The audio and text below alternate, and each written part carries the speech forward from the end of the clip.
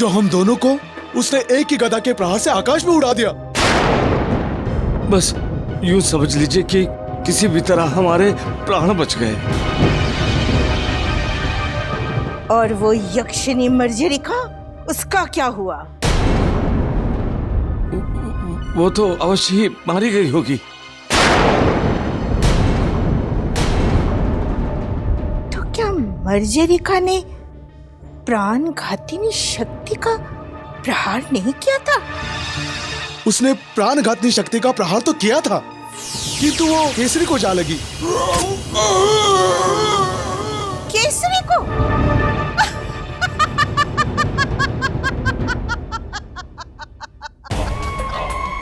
ये तो तुमने बड़ा ही सुखद समाचार सुनाया।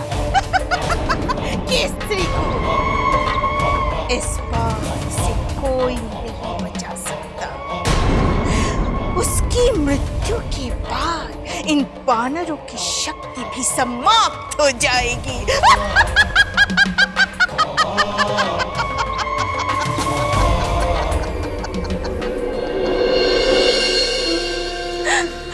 आंखें खोलिए स्वामी।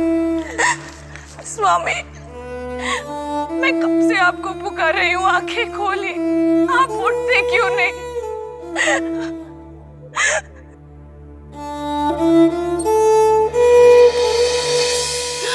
अंजना पुत्री, अब तो राजवैद्य जी ने भी कहा है कि संकट टल चुका है। देखना, धीरे धीरे सब ठीक हो जाएगा। हाँ।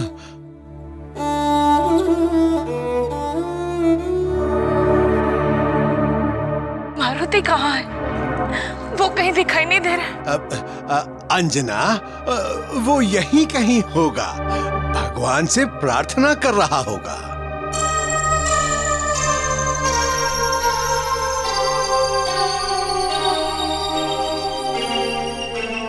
माँ,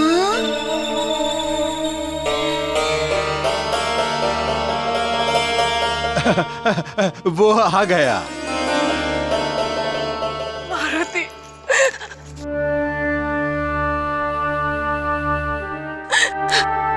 मारुति, देखो तुम्हारे पिताजी को क्या हो गया। वो मेरी बात तो सुनते ही नहीं है। अब तुम ही अपने पिताजी को उठाओ।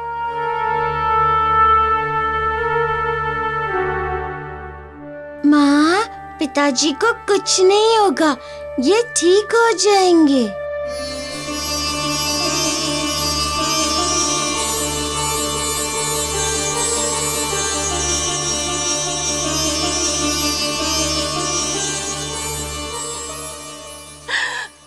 मारुति, अब तुम्हें ही अपने पिताजी को ठीक करना होगा। मैं जानती हूँ तुम ये कर सकते हो।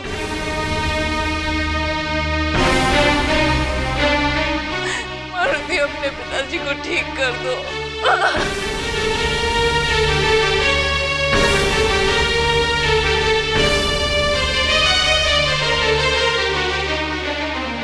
स्वामी,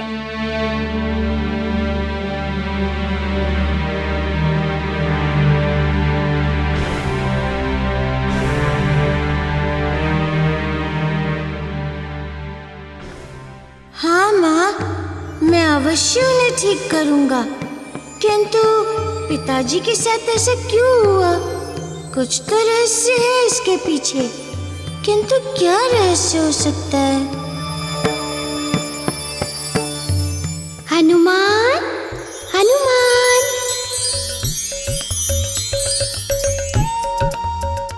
प्रभु बुला रहे हैं। लगता है वे ही इस रहस्य के बारे में बताएंगे।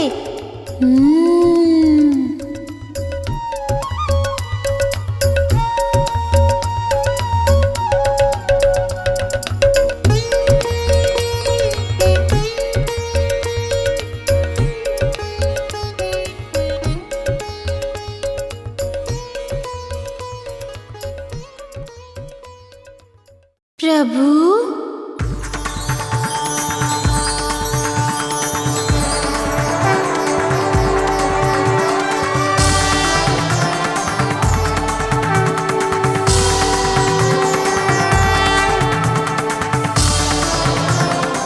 इस संकट काल में आपने मुझे स्मरण किया। हाँ हनुमान, भक्त तो संकट में भगवान को स्मरण करते ही हैं, किंतु भगवान भी भक्त को संकट में देखकर विचलित होते हैं। तो बताइए प्रभु, मेरे पिता के प्राणों पर जो संकट आया है उसका क्या कारण है? हनुमान, वर्तमान काल की घटनाएं भविष्य का आधार बनती हैं। तुम्हारे पिता के साथ जो घटा है उसका संबंध भविष्य से है। इन घटनाओं के द्वारा धरती पर संजीवनी सिद्ध बूटी के रूप में आने वाली है। तुम्हारे पिता के प्राण बचाने के लिए तुम्हें संजीवनी विद्या को बूटी के रूप में धरती पर लाना होगा। इसके लिए तुम्हें बृहस्पति के पुत्र कच्छ के पास जाना होगा। जो आज्ञा प्रभु। अब हमें शीघ्र ही संजीवनी बूटी के लिए देवलोक जाना होगा।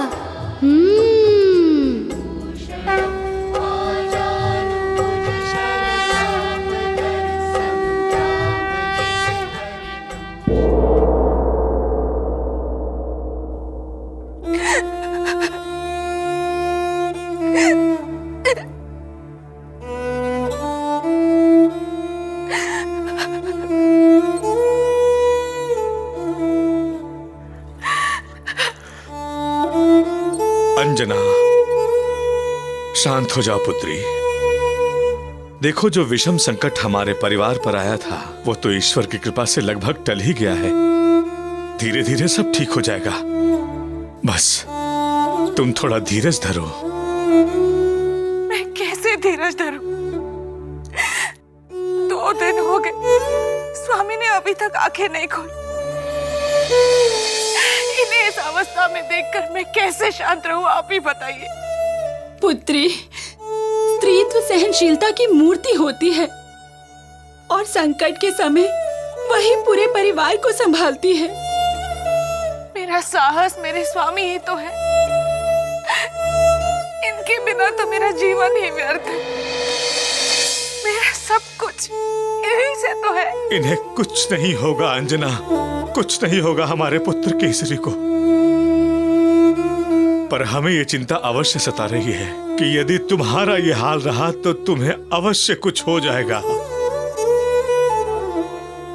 2 दिन बीत चुके, न तुमने कुछ खाया है न पिया है। हमारा मारुति भी बिना खाए पिए यूं ही बैठा है। ऐसे कब तक चलेगा अंजना, कब तक चलेगा? मेरे स्वामी इस अवस्था में है और मैं क्या?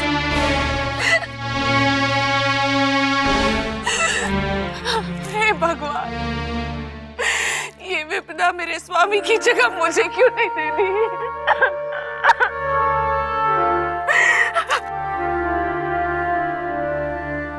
अब माँ को कैसे समझाए? ऐसे में तो मैं माँ को ये भी नहीं बता सकता कि मुझे बृहस्पति जी के पास जाना है। इन्हें इस हालत में छोड़कर भी नहीं जा सकता। पहले मुझे माँ को ऐसी स्थिति में लाना होगा कि वे अपना ध्यान रख सके और अन्य सभी दुख का सामना करने योग्य हो जाए।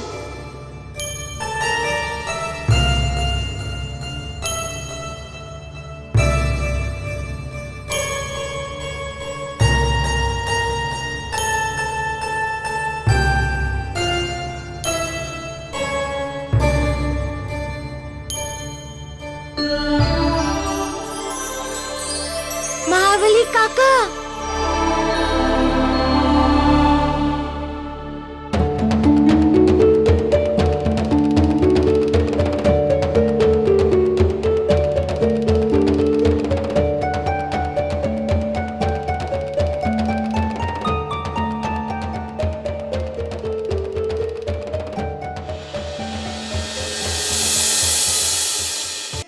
आओ अंजना, आओ।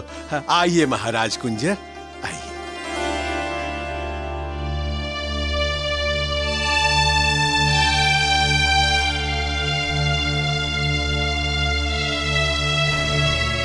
मारुति, ये सब क्या है? नाना जी, देखिए ना, 2 दिनों से किसी ने खाना नहीं खाया है। बिना भोजन के रहने से सबका स्वास्थ्य बिगड़ जाएगा।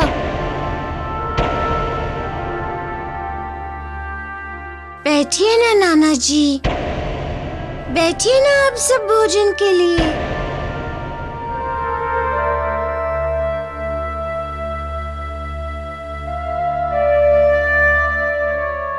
माँ, क्या सोच रही हो? बैठो।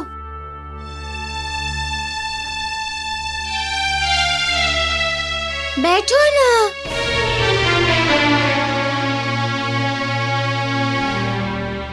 नहीं मारुति, मैं ये भोजन कैसे ग्रहण कर सकती हूँ? आज तक मैंने तेरे पिता से पहले कभी भोजन ग्रहण नहीं किया है।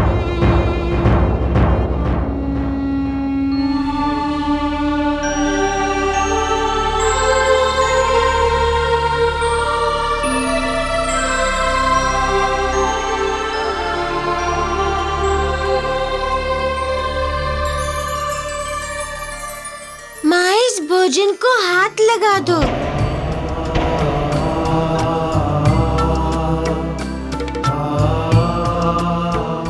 किंतु मारुति, हाथ लगाने से क्या होगा?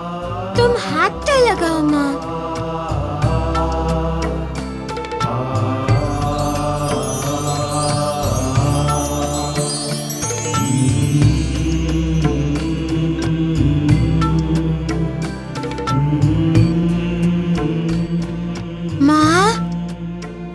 भोजन कर सकती हो। ये मैंने पिताजी के नाम की थाली निकाली है।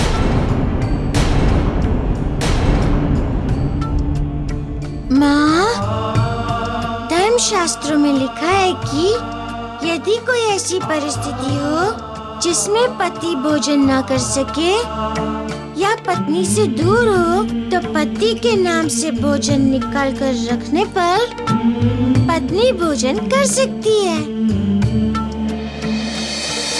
किंतु मारुति, ये शास्त्रों की बातें तुम्हें कैसे पता?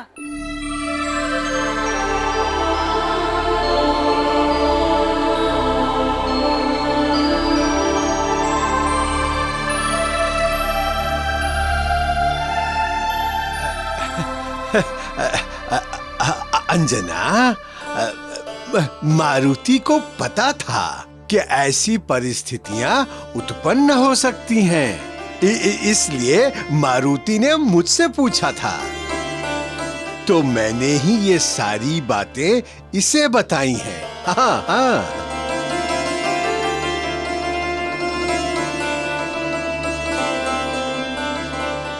अब तो बैठो माँ।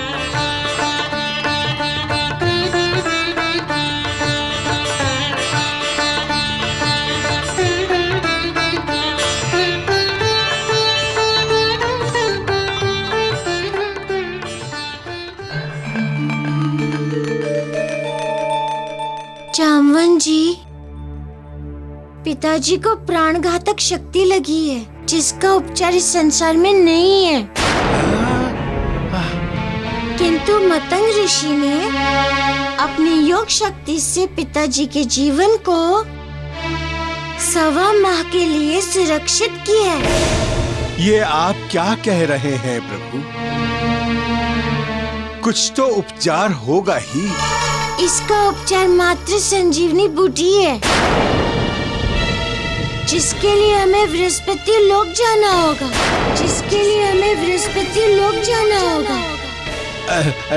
फिर तो प्रभु, आपको बिना विलंब किए बृहस्पति लोक प्रस्थान करना चाहिए। हाँ, मैं तो माँ के कारण रुका हुआ हूँ, ऐसे में उनको छोड़कर नहीं जा सकता मैं।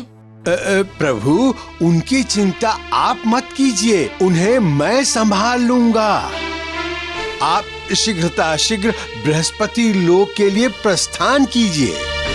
मैं माँ को अपने जाने के बारे में बता तो नहीं सकता हूँ, किंतु मुझे माँ का आशीर्वाद लेना ही होगा।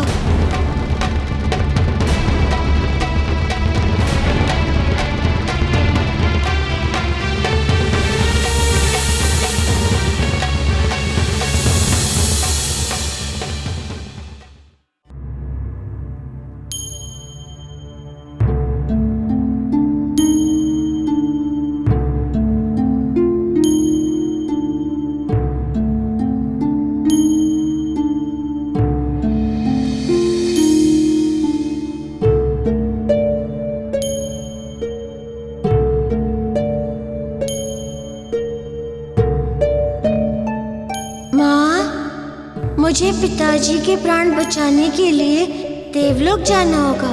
मैं तुम्हें बिना बताए जा रहा हूँ, इसलिए मुझे क्षमा करना। किंतु माँ, तुम्हारा आशीर्वाद मेरे साथ होगा।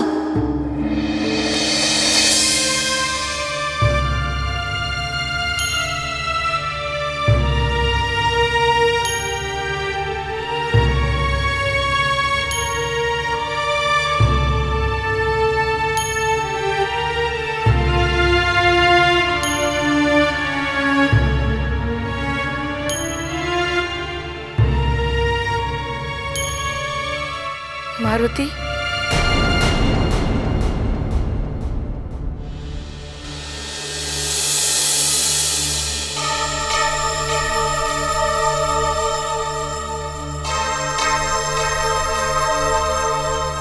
मारुति, मैं जानती हूँ कि तुम अपने पिताजी की जान को बचाने के लिए कहीं जा रहे हो,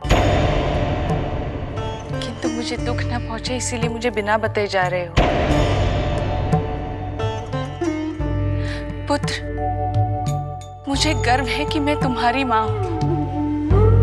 पवन देव ने मुझे बताया था कि तुम्हारा जन्म कुछ विशेष उद्देश्यों को पूर्ण करने के लिए हुआ है, इसीलिए मैं तुमसे कुछ नहीं पूछूंगी। तुम्हारी रक्षा पवन देव ही करेंगे। जाओ पुत्र, सफल होकर लौटो।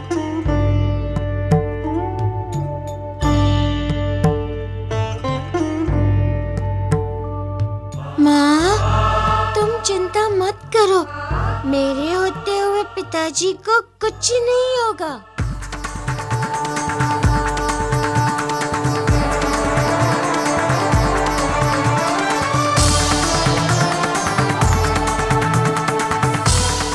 जाओ पुत्र, मेरा आशीर्वाद तुम्हारे साथ है।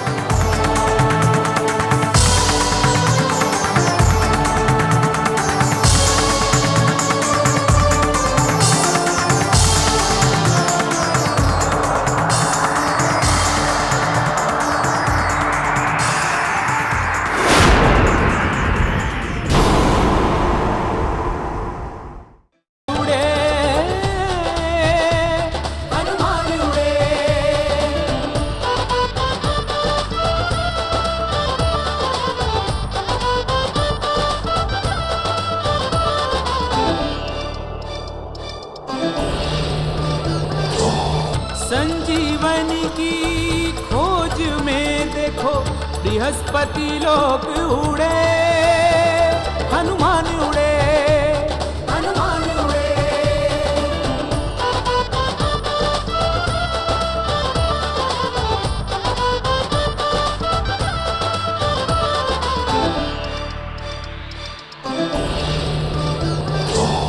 पिता के सिर को जीवन देने उड़े उड़े हनुमान उड़े,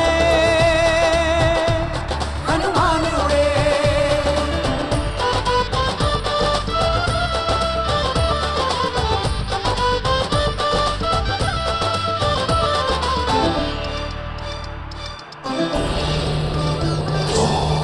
अंजनी माँ के सुहाग की रक्षा करने बाल भगवान चले,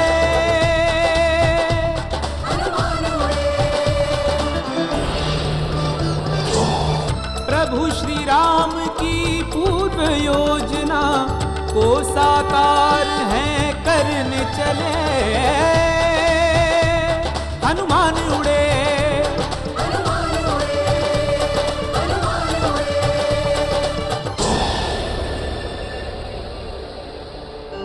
यही है बृहस्पति लोक।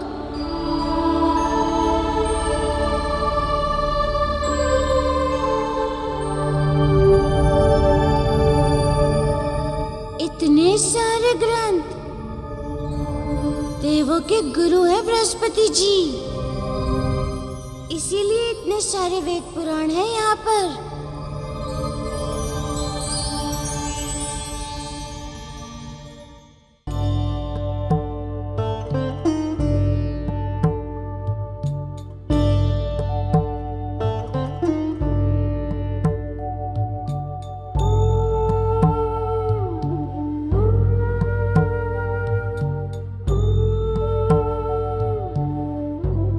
अंजना, इस बार तो मारुति तुम्हारे आंखों के सामने ही गया, किंतु तुमने उससे पूछा नहीं कि वो कहां जा रहा है। पिताजी, आप मारुति को इतने दिनों से देख रहे हैं, उसके कार्यों से तो ये निश्चित है कि वो एक असाधारण बालक है। और फिर कुलदेवता पवन देव ने भी तो बताया था कि उसका जन्म कुछ विशेष कार्यों के लिए हुआ है।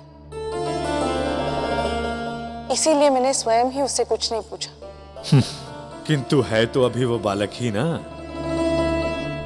पिताजी, मैं जानती हूँ कि वो अपने पिता के प्राणों की रक्षा के लिए गया है।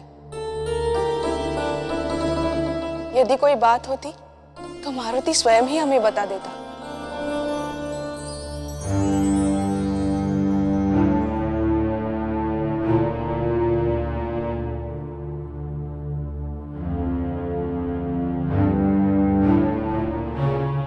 वैद्य जी, पुत्र केसरी के स्वास्थ्य में कुछ सुधार हुआ कि नहीं? अभी तो महाराज की सांस पहले जैसी स्थिर है, नाड़ी भी ठीक है।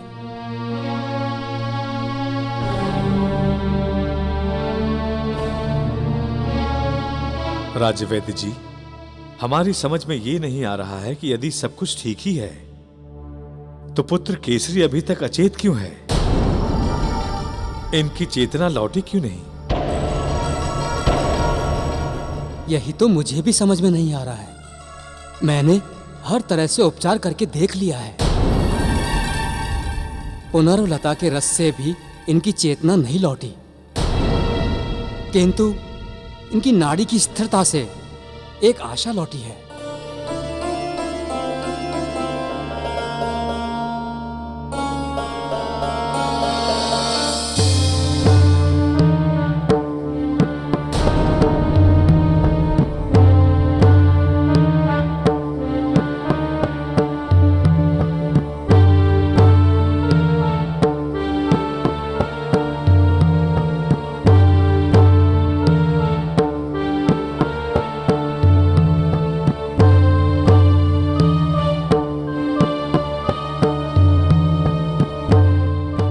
प्रणाम ऋषिवर।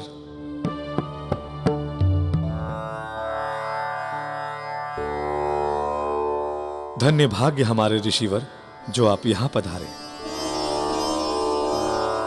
आप तो त्रिकालदर्शी हैं ऋषिवर।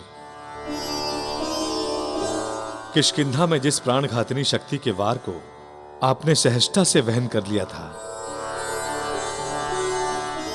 उसी प्राणघातिनी शक्ति के वार से पुत्र केसरी की ये दशा हो गई है और 3 दिनों से ये यूं ही अचेत पड़े हैं। हमें ज्ञात है कुंजर जी, और इसीलिए हम यहाँ आए हैं। ऋषिवर, अब आप ही कुछ कीजिए। इनकी चेतना तो लौट ही नहीं रही है। आप धीरज धरिए, चिंता मत कीजिए, सब ठीक हो जाएगा। और महाराज की चेतना शीघ्र लौट आएगी।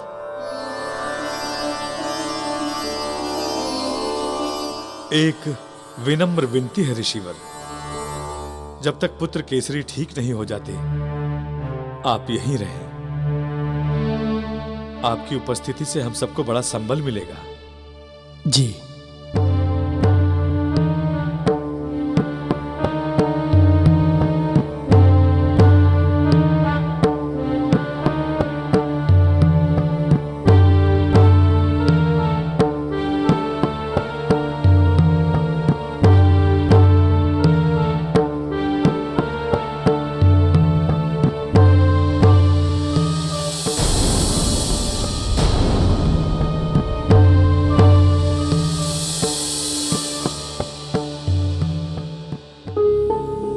हमने इन्हें तो धीरज धरने के लिए कह दिया है, किंतु सत्य तो यह है कि समय बीतने के साथ साथ केसरी की शक्ति क्षीण होती जाएगी, इनके श्वास की गति कम होती जाएगी, और यदि संजीवनी बूटी नहीं मिली तो 1.25 माह के अंतिम दिन इनकी मृत्यु हो जाएगी। और पता नहीं मारुति 1.25 माह तक लौट भी पाएंगे या नहीं। इसीलिए हमारा यहाँ आना आवश्यक था।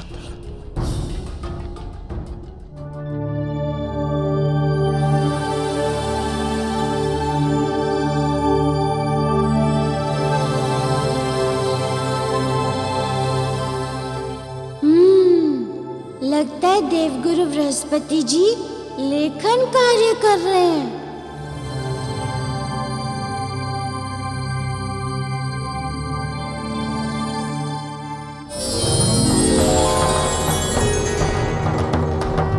नमः शिवाय च नमः शिवाय, नमः शिवाय च नमः शिवाय, नमः शिवाय च नमः शिवाय, नमः शिवाय च नमः शिवाय, नमः शिवाय च नमः शिवाय, नमः शिवाय।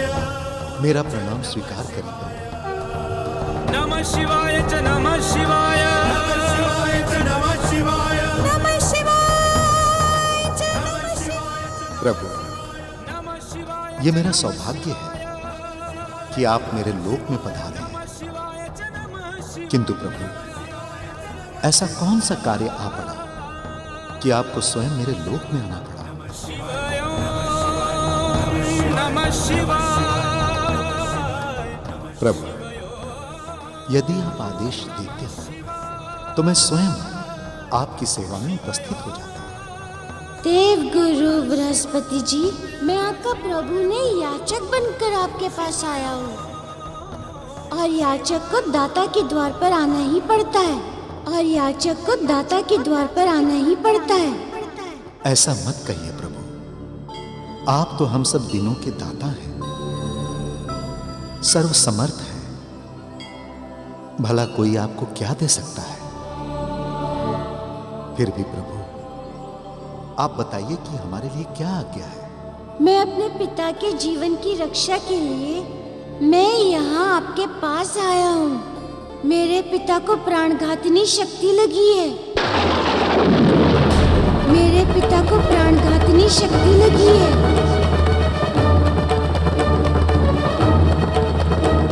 प्राणघातिनी शक्ति? ये आप क्या कह रहे हैं प्रभु? हाँ देवगुरु बृहस्पति जी, और उसका मात्र उपचार संजीवनी बूटी है। इसीलिए मैं यहाँ आपके पास आया हूँ, ताकि संजीवनी बूटी से मेरे पिता के प्राणों को बचाया जा सके।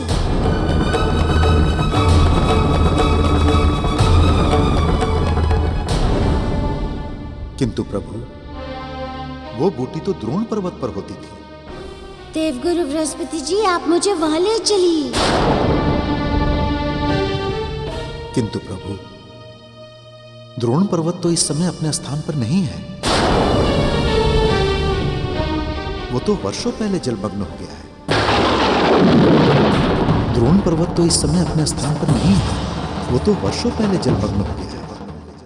द्रोण पर्वत तो इस समय अपने स्थान पर नहीं है। वो तो वर्षों पहले जलमग्न हो गया है। द्रोण पर्वत तो इस समय अपने स्थान पर नहीं है। वो तो वर्षों पहले जलमग्न हो गया है। इसलिए प्रभु, संसार में इस समय संजीवनी बूटी नहीं है। इसलिए संसार में इस समय संजीवनी बूटी नहीं है। ये आप क्या कह रहे हैं? पूरा पर्वत कैसे जलमग्न हो गया? प्रभु, एक समय शुक्राचार्य के शिष्य जालंधर नामक असुर ने देवताओं पर आक्रमण कर दिया था।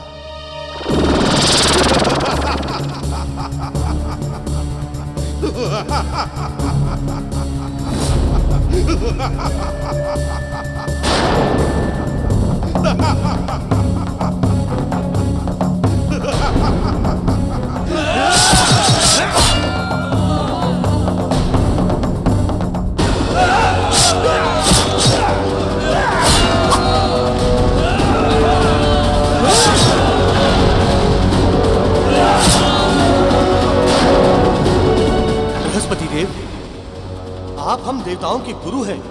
आपकी दृष्टि के सामने ये असुर जालंधर देवताओं का संहार कर रहा है। इस तरह तो हम सारे देवता समाप्त हो जाएंगे। आप कुछ कीजिए देवगुरु, आप कुछ कीजिए। हे इंद्रदेव, आप चिंता ना करें। मैं किसी भी देवता को मरने नहीं दूंगा। मैं इन्हें पुनः जीवित कर दूंगा। किंतु देवगुरु, ये कैसे संभव है? इंद्रदेव, मैं संजीवनी बूटी की सहायता से इन सभी देवताओं को जीवित कर दूंगा। आप इस दुष्ट असुर जालंधर को रोकिए।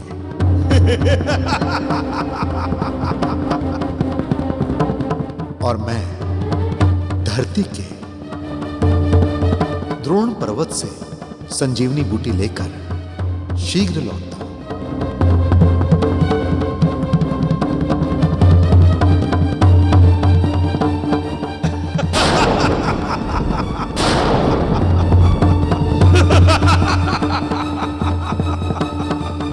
जालंधर, तेरा अंत अब मेरे ही हाथों होगा। इंद्रदेव, हम तुम्हें ही ढूंढ रहे थे। अब देखते हैं कि किसका अंत किसके हाथों होता है। इंद्रदेव, हम तुम्हें ही ढूंढ रहे थे। अब देखते हैं कि किसका अंत किसके हाथों होता है।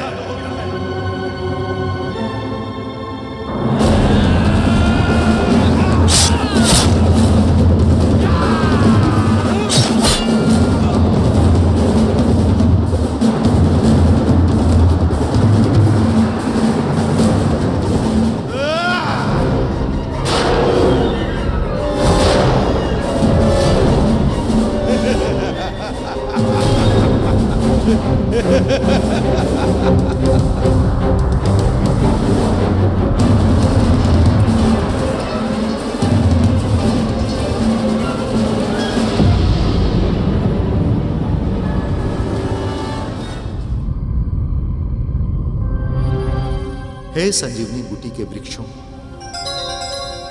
दुष्ट असुर जालंधर देवताओं का संहार कर रहा है।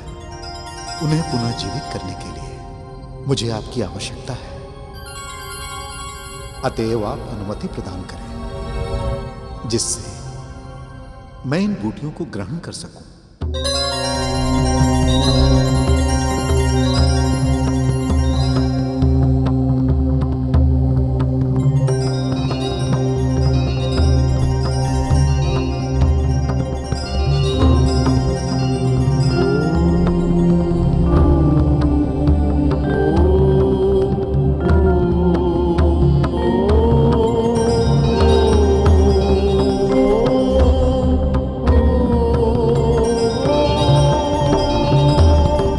हे दिव्य संजीवनी बूटी के वृक्षों, आपको नमन।